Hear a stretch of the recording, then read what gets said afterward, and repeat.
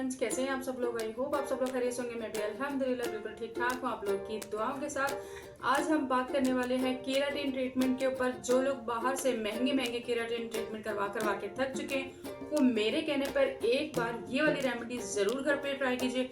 अगर आपको इंशाल्लाह लजीज आपको 100% रिजल्ट ना मिले तो आप मुझे आपके कमेंट बॉक्स में बताएगा कि मेरा बताया हुआ कीरा ट्रीटमेंट, वो भी 30 रुपए में या 30 रुपए में घर में तैयार किया हुआ ट्रीटमेंट बिल्कुल बेकार था। लेकिन आपने एक बार ट्राई जरूर करना है और उसके बाद मुझे बताना है कि इसके रिजल्ट्स कितने अच्छे हैं और नहीं है। मैं आपको 100% श्योरिटी के साथ बता रही हूँ, इसके रिजल्ट्स बहुत जबरदस्त है। क्यों? क्योंकि मैंने ये यूज भी किया है और इसके रिजल्ट्स मैं आपको दिखाऊंगी भी।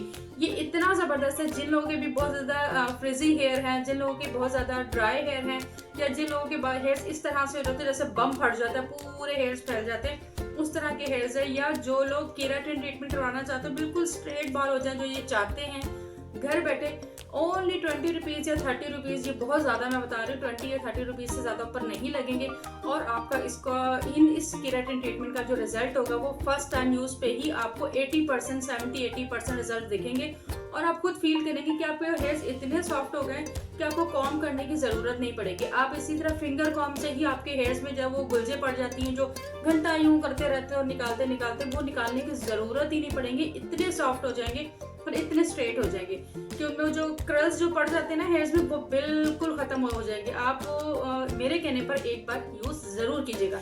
इंशाल्लाह लजीज आपको एक्सीलेंट रिजल्ट्स मिलेंगे। ये उन बहनों के लिए रेमेडी, ये बहुत स्पेशल रेमेडी जो चाहती हैं कि घर बैठे केराटिन ट्रीटमेंट भी हो जाए और उनके हेयर्स को कोई हेयर इशू ना हो। क्योंकि जरूर पता, जब बाहर से केराटिन ट्रीटमेंट करवाते हैं तो उसके कुछ ना कुछ साइड इफेक्ट जरूर होते हैं। कभी हेयर फॉल हो जाता है, कभी हेयर्स के जो रूट्स होते हैं वो बहुत ज्यादा खराब हो जाते हैं, कभी हेयर्स गिरना स्टार्ट हो जाता है। लेकिन इस रेमेडी से आपको ऐसा कोई इशू नहीं होगा और उसके रिजल्ट्स भी बहुत जबरदस्त होंगे।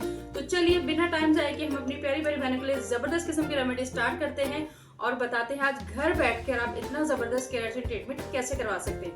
तो चलिए स्टार्ट करते हैं। और घर बैठे केराटिन ट्रीटमेंट करना चाहते हैं तो उसके लिए आपने सबसे पहले 4 या 5 या 6 ले लीजिए।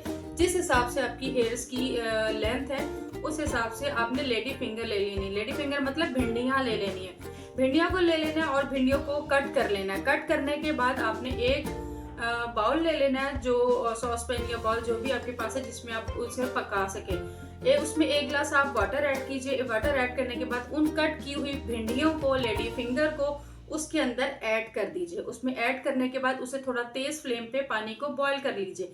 जब आपका पानी जो वाटर है वो बॉईल होना स्टार्ट हो जाए, उसके बाद आपने उसको थोड़ा सा फ्लेम स्लो कर देना। स्लो करने के बाद उसे 10 मिनट या 15 मिनट या 10 मिनट आप उसे पकने दीजिए स्लो फ्लेम पे। तो आप देखेंगे कि उसका जो वाटर है वो थोड़ा सा थिक और थोड़ा सा उसमें जो भिंडियों की जो चिपचिपाहट सी होती है वो उसके वाटर में ऐड हो जाएगी। इलास्टिसिटी थोड़ी सी वाटर के अंदर आ जाएगी। ठीक है, जब ऐसा हो जाए तो आप देखेंगे जब भिंडियाँ थोड़ी सी सॉफ्ट हो जाए उसके बाद आपने फ्लेम को ऑफ कर देना। ऑफ करने के बाद उसको नॉर्मल टेम्परेचर पर आने दें। जब वो नॉर्मल टेम्परेचर पर आ जाएगा उसके बाद आपने उसको ले लेना है और उसको ग्राइंडर में डालना है। और ग्राइंडर में डालने के बाद उसको अच्छी तरह से ग्राइंड कर लेंगे तो वो एक बहुत ही जबरदस्त किस्म का, इतना जबरदस्त उसकी स्मेल इतनी प्यारी आती है, दिल करता है ऐसे स्पून से खाने लग जाओ। लेकिन आपने खाना नहीं है। उसको ग्राइंड करने के बाद एक मलमल का कपड़ा ले लीजिए, कपड़े में डालिए और उसको अच्छी तरह से इस तरह से दबा के सारा उसका जो लिक्विड होगा वो निकाल लीजिए। वो जो भिंडियों का जो थोड़ा सा गुदा होगा वो आपका कपड़े में ही रह जाएगा। उसको छानने का मकसद ये होता है कि ताकि उसकी जो ज़रात है ना वो आपके हेयर्स में ना जाए। क्योंकि जब हेयर्स में जाएंगे आपको धोने, जब आप वॉश करेंगे, हेयर वॉश करेंगे, थोड़ा सा आपको उनको निकालने में मसला होगा। अगर वो आप वो निचोड़ लेंगे तो आपको इतना कोई प्रॉब्लम या इशू नहीं होगा।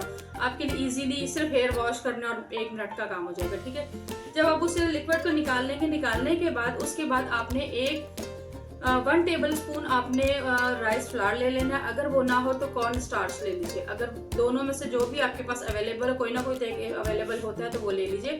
अगर राइस फ्लावर ले लीजिए तो मुझे लगता है कि ज़्यादा अच्छा है। क्योंकि आपको पता है राइस जो होते हैं हेयर्स के लिए, हेयर्स की ग्रोथ के लिए, हेयर्स के इश्यूज के लिए बहुत ही ज़बरदस्त है। इतना ज़बरदस्त है, इतने इसके रिजल्ट है कि आपको हेयर फॉल हो गया, जो लोग वो ख़त्म हो जाता है। जो आप हेयर्स को अपने लंबे करना चाहते हैं उनके हेयर्स लंबे हो जाते हैं और बहुत मजबूत हो जाते हैं राइस फ्लावर से। ठीक है, तो उसके बाद जब वो उसको दोबारा से जो लिक्विड होगा, जो आपने भिंडियों का लिक्विड बनाया, उसको आपने दोबारा से उस सॉस पैन में ऐड कर लेना है। क्योंकि आपने उसे स्टेन कर लिया। स्टेन करने के बाद उसको आपने दोबारा से सॉस पैन में ऐड करना है।